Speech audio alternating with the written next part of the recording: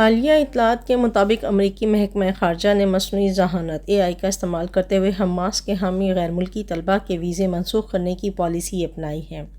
یہ پالیسی پہلے ہی ایک طالب علم پر نافذ کی جا چکی ہے جس کا ویزا مبینہ طور پر حماس کے حامی مظاہرے میں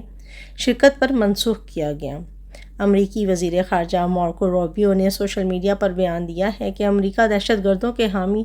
غیر ملکی زائرین کے لیے زیرو ٹالرنس پالیسی پر عمل پیرا ہے اور بین الاقوامی طلباء سمیت قانون کے خلاف ورزی کرنے والوں کو ویزا منسوخی اور ملک بدری کا سامنا کرنا پڑے گا۔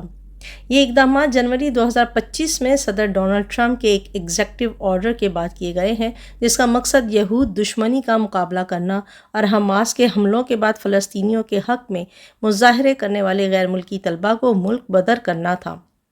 اس پالیسی کے تحت مصنوعی ذہانت کی مدد سے ہزاروں طلباء کے سوشل میڈیا اکاؤنٹس کی نگرانی کی جائے گی، تاہم اسرائیلی مخالف مظاہروں اور یہودی طلباء کے خلاف مبینہ نفرت انگیز بیانات کا تجزیہ کیا جا سکے گا۔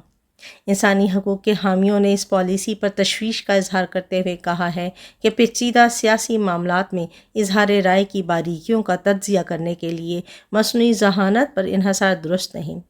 امریکی عرب انسداد امتیازی کمیٹی کے مطابق یہ اقدام آزادی اظہار اور رازداری کے آئینی حقوق کی خلاف ورزی کے مترادف ہو سکتا ہے۔